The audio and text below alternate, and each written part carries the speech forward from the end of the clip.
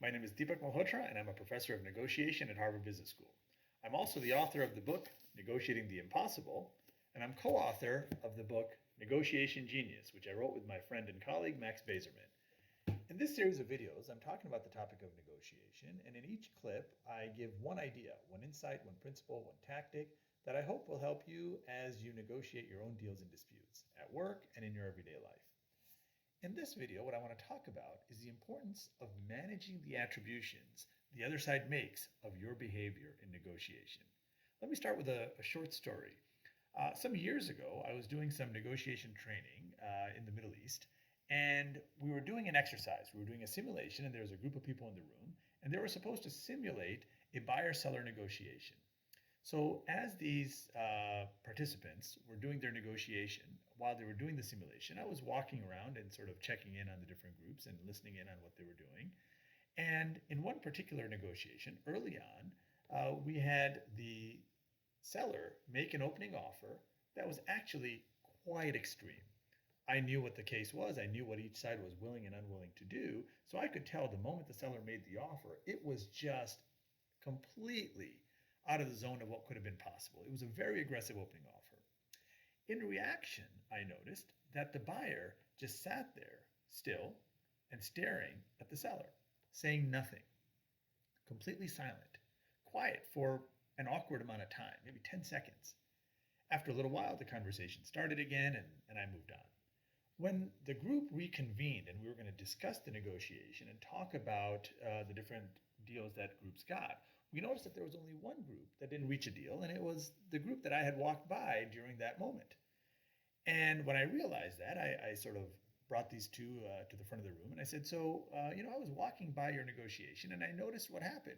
You were negotiating, and you, the seller, I remember made a pretty aggressive offer. And I remember you, the buyer, just sitting there quietly. Tell me what happened there. And the buyer says, the seller started the negotiation, and they came in with a really aggressive offer. And so I decided to give them the silent treatment. And I said, the silent treatment. And what exactly is the silent treatment? And he said, the strategy where you just sit there quietly and you make them feel uncomfortable, and then they start negotiating against themselves. And I said, okay, that. How did that go? And so the buyer says, I just sat there quietly, making sure they knew that this was completely ridiculous. Then I turned to the seller and I said, so when you made that offer and the buyer sat there quietly, did you start to feel uncomfortable and anxious?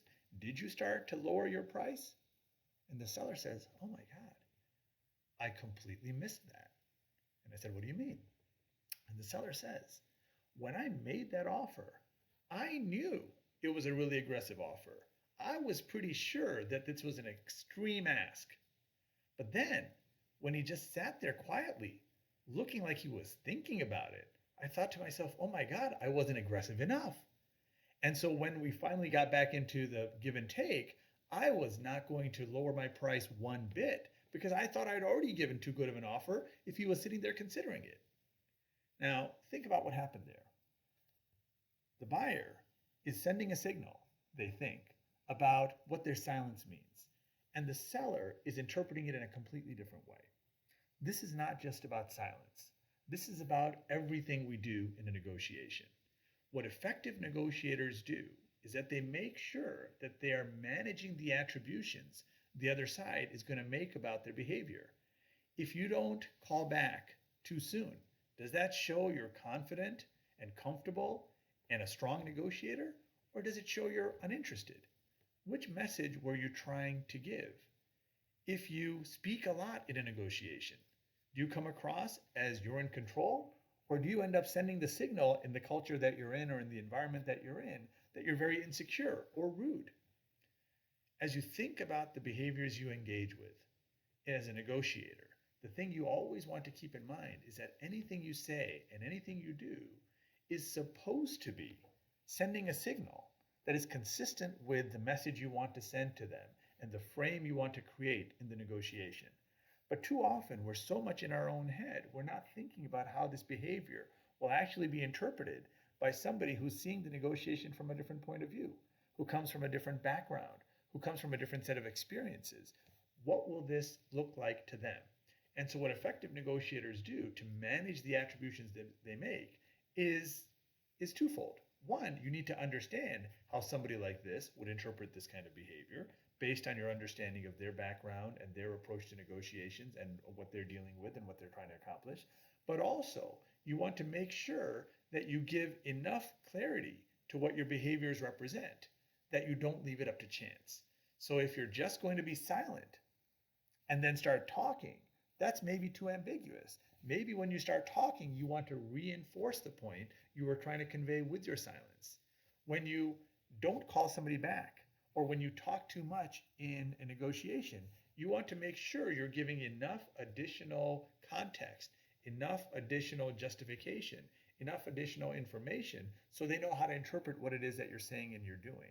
And to the extent possible, you want to be consistent across your various messages. When you manage the attributions the other side makes to your behavior, to your words, you make it less likely that there is miscommunication or that you undermine your own strategy. Good luck.